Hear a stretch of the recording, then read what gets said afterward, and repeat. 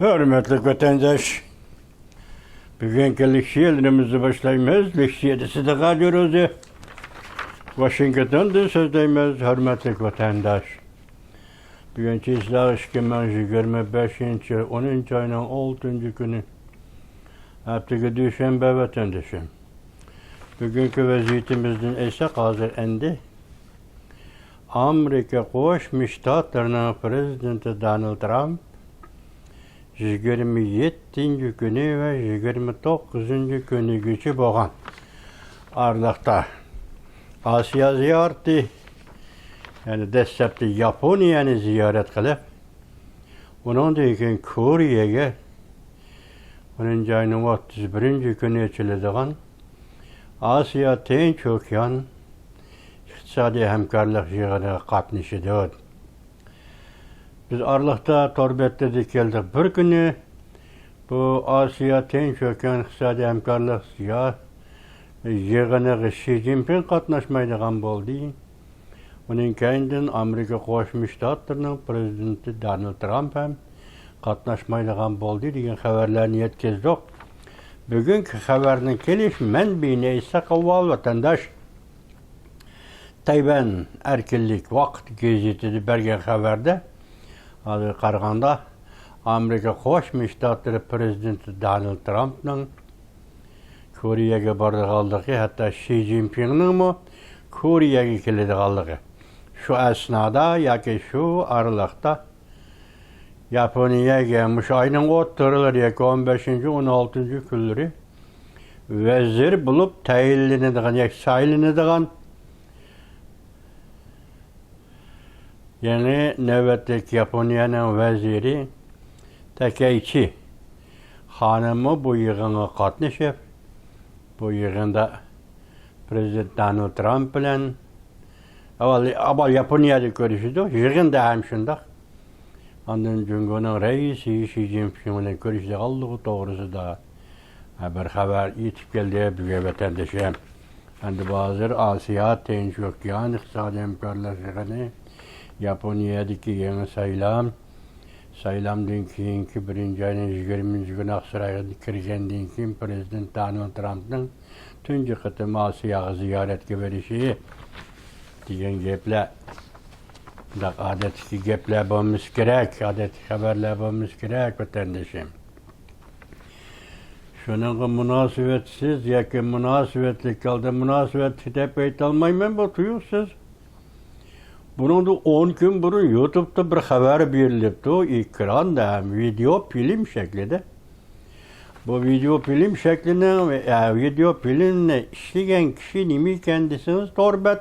Biz Uygurlar degen Torbet iken. Bu video filmde ekranı nimi dep yazıptı desiniz. Ekranı çoğun hat bilen Uyguristan dep yazıptı. Hayran kaldıgan iş. Ondan keyin so'zlayotgan leksiyada so'zlayotgan kishi bir ayol, o'rta yoshli ayol, Rus so'zlayotdi, Rus til bilan so'zlayotdi. Men buni birey o'zimcha tuyuqsiz his qildim, tuyuqsizlik his qildim vatandosh. Ekran Uyg'uriston degan ismni chiqarib, ondan keyin biz Uyg'urlar degan mavzuni qo'yib, yoki Torbet ismini qo'yib, bunda xabar tarqitish, yani Rus tilida xabar tarqitish. Men o'zim shuni ajabsinib qoldim endi vatandoshim. Buning sababi nima desa, hozirgi kishilar o'tirsa talash tortish ya bo'layotdi, ya bo'lmayotdi, ya anqiryotdi, ya anqirolmayotdi. Uyg'urlar mushu g'arb dunyosida olib berayotgan da'vo ishlari, siyosat da'vo ishlari, kishilik huquq da'vo ishlari meselesinde biz Uygur dep tanıştırdık Amerika Qo'shma Shtatlari Davlat Meclisi'ge. Biz Uygur dep bildirdik ve tariximizde Uygur dep yazdık. Şuna hozir Qarag'anda nihoyatda ko'p faoliyatchilar o'zicha. Hatto qo'rchoq hukumatlar o'tirg'i chiqib, voy Uygur degan nima? Bunda ism yo'q bu yerda 60 millat yashaydi, Javzi Yangning degenicha. Jungo'ning bir nafar amaldori tarixdagi Javzi Yangning degenicha.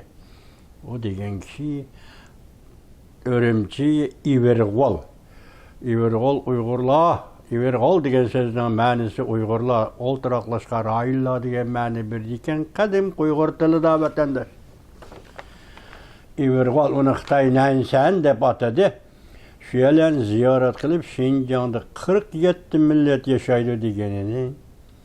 Keyin uning 15 millatni qo'shib, hozir 60 millat Qorchoq hukumatchilarining da'vo qilishi bilan yozilgan xatlar, topshiriqnomalar va boshqalar Gopon gumbanchilarning alayda moliya orqali qo'llashi, maqsad bir Uyg'ur degan ismni o'chirish, Uyg'ur degan ismni yo'qotish, Uyg'ur degan ismni eg'izga olmaslik. Shuning maqsadga yetmoqchi bo'lib turayotgan shunday bir paytda rus tilida video film ishlanib, ekranga Uyg'uriston degan ismning yozilishi, buning arx ko'rinishidan qanday ekanligi bizga noma'lum vatandosh. Biroq tarixning haqiqiy qiyofatini aks ettirganlik deb ataymiz buni vatandosh. Bu Sharq Turkistondagi ismi ham, yaqindan bir Turkiya degan ismi ham, masalan 2022 yılı 6 ayının 2 günü Türkiye Cumhuriyeti karar maqulluğu yoki davlat siyosati belgilab Türkiye degan ismni o'chirib, uning o'rniga Turkiya degan ismni ishlatdi vatandosh. Yani tehdini sürüştürsünüz mening biri Mustafa Kemal to'g'risida yozilgan bir kitobda o'qishimcha, Turkiya degan ismi 20-yillarda Türkiye'ye G'arb dünyasının, G'arbdagi olimlar, tarixshunoslar tarafidan berilgan ism ekan vatandosh. Türkiye degan ism shunday. Bundan murod bu davlatning ismi Osmanlı. Osmanlı endi bu orliqda 20-asrning 10-yillari 1910-yillardan 1915-20-yillargacha bu orliqda mesela hazırki Özbekistan'ın Başkırtistan oblasti yoki Başkırtistan Cumhuriyet. Avtonom Cumhuriyeti'nin Ufa şehirde tug'ilib cho'ng bo'lgan bir tatar ziyoli, Yavuşov Noshirvan. Yavuşov Noshirvan o O'rta Osiyo ziyoratini davomlashtirib, keyin Qashqariyaga o'tib, Qashqariyani ziyorat qilib, Xotangacha berib 1915-yilda qaytib kelib Toshkent shahrida kasal bilan vafot bo'ldi u kishi. Ne shu vaqtda tazid avjiga chiqqan Stalinning jelini chiqirdigan, Stalinning g'azabini keltirdigan pan-turkizmchilik, jadidizmlik harakati. Şu aslında şu O'rta Osiyoda chepib yurgan kishilar, bu hozir aytilayotgan kishilarning qalamida yozilayotgan yoki og'ziga chiqayotgan so'zlar, masalan China Turkiston yoki Xitoyning Turkistoni degan ma'nodagi, keyingisi Sharqi Turkiston yoki jo'g'rofiy zona, jo'g'rofiy rayon masalasi. Mush ismlarning hammasini Tatar ziyoli Yavuşov Noshirvan o'tirib qo'ygan vatandosh. Keyin Uyg'uristonda qurilgan ikki qatimliq davlatning ismi Sharq Turkiston degan ismni Stalin qo'ydi, Stalin ishlatdi. Bugun endi rus tilida ekranda bir ishlangan ekranda biz Uyg'urlar degan ekranda Uyg'urcha yozuv bilan yozilib turlik, yana rus so'zlar o'tilib ekranda tunchi bo'lib mening ko'rgunim Uyg'uriston degan ismni ko'rdim vatandosh. Şunun hoş olib qoldi. Men bugungi yana bir vaziyatning bir tarafi shumi nima deb bizimcha vaziyat qatori qo'shib buni sizlarga so'zlayapman vatandoshlar. Endi bugungi yozma xabarimiz, ya'ni qisqa xabarlar qatoridagi bir xabarimiz sinoq davri yetib keldi mavzu. Sani Takaychi vazir mushu oy oxirida Prezident Donald Trump bilan ko'rishdi. Xi Jinping bilan elishdi. Ya'ni mushu oyning oxirida Sani Takaychi Amerika Qo'shma Shtatlarining prezidenti Donald Trump bilan ko'rishdi. Xi Jinping bilan elishdi. Mavzuli xabar 10 ayının 6. günü erkinlik vakt gazetede ilan kılındı. Haber. Mındak başlandı vatandaş. Muşu ayının oturulduğu Japonya'nın yeni nöbetlik veziri bulup tayinleniş aldığı turgan Japonya Erken Demokratlar Partisi'nin reisi Sani Takaichi hanım vazifege olturuş bilalla köp türlük veya ki halkılık diplomatik musafalaga tüşkildi. 27. günü Muşu ayının 29. günü elip verildiğin Amerika Koşmuş Ştatları Prezidenti Donald Trump'ın Japonya ziyaretinden başka Sani Takaichi Muşu ayının ahırda Kore'de ötküzüldüğün Asya Tinç Okyanı İqtisadi Hemkarlık yuqur derecelikler yığına katlaşıp Cumhurbaşkanı reisi Xi Jinping bilen elişidi. Ben tüm günlerde sözüge Liksiyem'de Asya Tinç Okyanı İqtisadi Hemkarlık yığına 11. ayda içildi diyen idim. Bunun sebebi köp vallahi 11. ayda içilgan idim. Mesela 2023 yılı 11. ayının 8. günü de 11. ayının 14. günü de bu Asya Tinç Okyanı İqtisadi Hemkarlığı Amerika Koşmuş Ştatları'nın San Francisco şehrinde içildi vatandaş. Şunun kasasını 11. ayda içildi deyip ki ben de hazır 10. ayının 31. günü Kore'nin Gwangju şehrinde içildi vatandaş. Japonya matbuatları mında haber kıldı. Taşkara dünya onun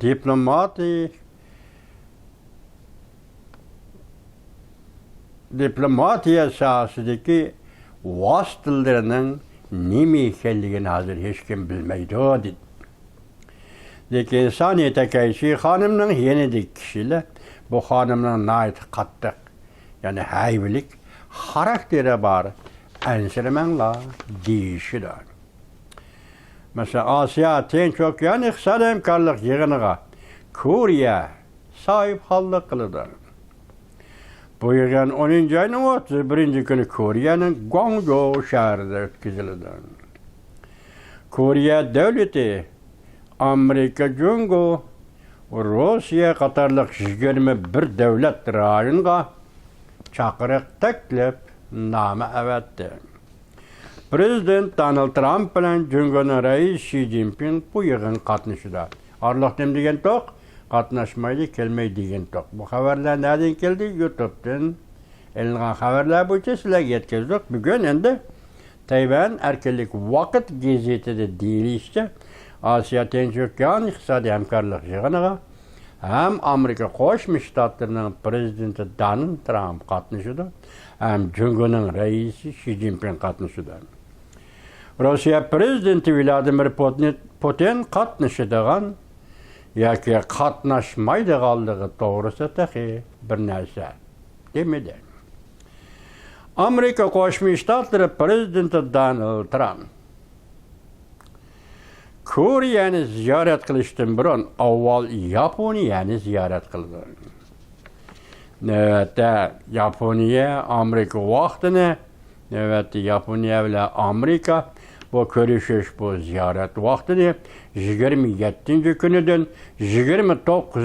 kunigacha bekitishni moslashtiryapti. Sani Takaichi yüz o'ltirib suhbatlashishni ishga oshirdi. Amerika Yaponiya munosabati ikki davlat rahbarlarining o'rtasidagi ishonchli munosabat bo'lib, intayin muhim ahamiyatga ega. Endilikcha aytadiganimiz, qisqa xabarlarimiz bor. Yani shuningda xabar tepinglar vatandoshlar. Qisqa xabar. Cumhuriyet Partiyasi ati gumron bo'ladi desa, hargiz tasodiflik his qilma. Xuddi sabiq Sovetlarga o'xshash tuyuqsiz gumron bo'ldi. Xo'shayin torbiti 10. ayning 6. kuni YouTube. Yani bir xabar Xi Jinping put dirab turolmadi. Çünkü Angliya mutlaq maxfiy suhbat o'tkazdi. Tieliyan Munberi 10. ayının 6. günü YouTube. Bu Cöngöle Angliya oturusu yetkizip otkan söhbet, fevkalade söhbet. Xi Jinping'in yenideki yaki Xi Jinping yani sekretariyetten sekretariye seyçiği münasebetlik. Şunda söhbette kılıdı vatandaş. Yani bir haber Hojintao Xi Jinping ile görüşüne red kıldı. 4. umum yığın arpsıdı Xi Jinping Grohi'den mesele çıktı. Rekord bozup taşıdı. Ümit Sadas TV 10. ayının 6. günü YouTube. Yani bir haber Xi Jinping Grohi bütünle yoktuldu. Onun füksü Xi Jinping Yu Minglong öldürülgen günü Neh meydanda idi. Lavdan torbiti 10. ayının 6. günü YouTube. Yani bir haber vatandaş taxtın düşüdüğün vaxtın en ahırkı çeki. 09:37 09:17 asli mavzu. Taxtın düşüdüğün en ahırkı vaqt çeki. 2025 yıl 10. ayının 23. günü. Beijing vaxtı kes saat 7 haberlerini ulap anlatış programısı da Xi Jinping'in taxtın düşkenligi anlatıldı. Fakat haber olduğu bu vatandaş. Lavernist orbiti 10. ayının 6. günü YouTube. Yani bir haber. Çünkü Kompartiya Xi Jinping'in taxtın düşüdüğü doğrusu da bir işaret verdi. Peşkademle ecellik zerbe bir işke teyyarlandı. Her bile erketke keltürlemdi. Bunun torbetini yazmaptım geçir Allah. Her bile erket keltürlemdi ve get peşkademle zerbe bir işke Xi Jinping'e tayinlengen bolsa o çağda her bile erket keltürlemdi. Hazır Lavrnis'in gepişe 10. ayının 23. günü kes saat 7'de Merkez Televizyon İstasyonunun ulap anlatış programısı da bu haber ilan kılındı deydi. O yaki kıyas mı perez mi, o yaki mukumlaşkan haber mi bu tarafı bizge namalum. Bırak bir haber şekilde yetişkepti vatandaşlara taşıdı vatandaşım. Hazır gep 10. ayının 20. günde 23. günde eçilediğin Cumhuriyet Kompartiyası 20. nöbetlik 4. umumi yığında hazırgıça Xi Jinping taxtın düştü. Onun ornu izbasar bulduğun kişiyle arada Wang Yang dep merkezleşti vatandaş. Endi taxtın düştü deyli siyasette yüz birliğin özgürlüş nime. Mesela tek de bayanı manımışladı. Eğer siyasette özgürlüş yüz vermişse eğer Xi Jinping tüpeyli Xi Jinping'e erişipem çünkü Kompartiyası çünkü da tarımar bulduğun hoşeyin etkandık bir kişide tarımar bulduğun ahval yüz vermişse bir yerde nime deyimiz Uygur Talı'daki poşta atlarını yengişleş. Poşta atlarını yengişleş diyen bu potaya kelgende bir atını o potaya kelgende bir atını yengişleş diyen dek bir iş yapalı. Lekin meselenin mürekkeplik derdisi ne hazırki halkara vaziyet ile birleştirip karısınız vatandaşım. Mesela Amerika Birleşmiş Ştatlar'daki siyaset sahasındaki umumi keyfiyat. Cüngüge qaratqan pozitsiyaga münasebetlik umumi keyfiyat bilen seliştirsiniz vatandaşım. Xi Jinping taxtdan tushgandan keyin varis bulup o'ltirgan kishi ham siyosatda uzil kesel o'zgarish hosil qilishi kerak. Ya'ni dunyoning talabi bo'yicha. Chunki kimning nima talabi bor bu ikkinchi gap. Fuqarolarning nima talabi bor bu ikkinchi gap. Dunyoning talabi bo'yicha. Chunki siyosatda o'zgarish hosil bo'lishi lozim. Chunki uyon ayting, buyon ayting, undaq tahlil qiling, mundaq tahlil qiling. Dünya zo'ravon hokimiyatni o'z qo'yniga ololmaydi vatandosh. Shunglashqa bu dunyo zo'ravon bir siyosiy hokimiyatning davomli hokimiyat beshida turishini va davomli zo'ravonlik yurgizishini qabul qilolmaydi bu dunyo. Yoki u yo'l, yoki bu yo'l. Yoki u taqdir, yoki bu qismat orqali bunda hokimiyat hukmron bo'ldi vatandosh. Biz arliqda dedik, mayli chaqchaq bilan degan bo'layli, mayli rassizlik bilan degan bo'layli. 70 yil, 75 yil har qanday zo'r hokimiyatga bergan umr va taqdir dunyo jamiyati, insoniyat jamiyatining onun bergan vaqti 70 yil yoki 75 yil. Rossiya sobiq Sovetlar ittifoqi 70 yil, 75 yil ichida hukmron bo'ldi. Endi navbat Cumhuriyet partiyasi yetib keldi vatandosh. Taqdir shu. Taqdir peshona bitilgan taqdir shu. Shu taqdirdan qechib qutulman deb o'ylamanglar Cumhuriyet partiyasi. O'tolmaysizlar bu o'tkeldi. O'tolmaysizlar. Shunlashqa tinch yo'l, tinchlik ichida bu masalalarni bartaraf qilish, urush talash qilmayın, qon to'kmayin, ishki malaman, ishki to'polon chiqarmayin. Militaristlar yig'iliga davriga kirib ketmay. Xuddi 20-asrning 20-yildaridagidek shundoq yig'iliq ishiga kirib ketmang. Xalqaro jamiyat bo'lib g'arb dunyosidagi demokratik ellarni ovora qilmay, ularni ansiratmay, tinch yo'l bilan Tibet masalasini qanday bartaraf qilish, Uyg'uriston masalasini qanday bartaraf qilish, siyosat xarakterlik bartaraf qilish davri oldinlarga keldi Cumhuriyet partiyasi. O'tgan sepranglamasdan bir ay ichidagi o'zgarish. Mesela 8. ayının 20. günü Xi Jinping'in Li Hasan Tibet'ni ziyaret qilishi.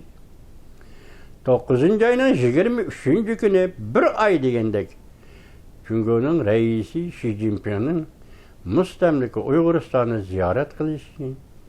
Shundaqla Tibet'te Wang Kei harbiy qo'mondan yoki Xinjiang Uyg'ur avtonom rayonida Liulin harbiy qo'mondan Yang Chen siyosiy komissarning elib tashlanishi. Bularning ya jinoyati yo'q, bularning ya xiyonati yo'q. Ya avval ishdan avval ularning xiyonati, jinoyati demidi. Shundaq elib tashladi, men shundaq hukm qildim.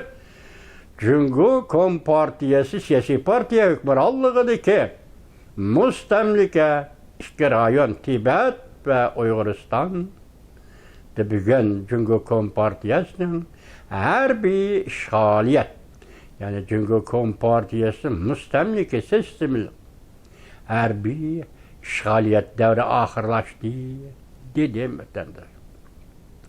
Balki bu degan so'zimiz to'g'riliq ichida ishga eshishini, mushu kunda shu tartib bo'yicha shundoq bejirilishini umid qilamiz vatandoshlar. Chunki bu yerda Amerika Qo'shma Shtatlarining Cumhuriyet qaratgan siyosati 80 yil burungi siyosat emas.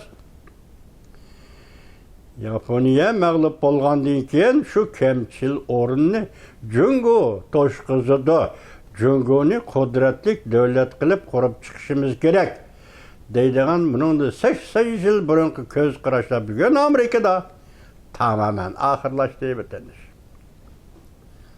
Bugün Amerika Qo'shma Shtatlari Cumhuriyet partiyasining kimligini tunib yetdi.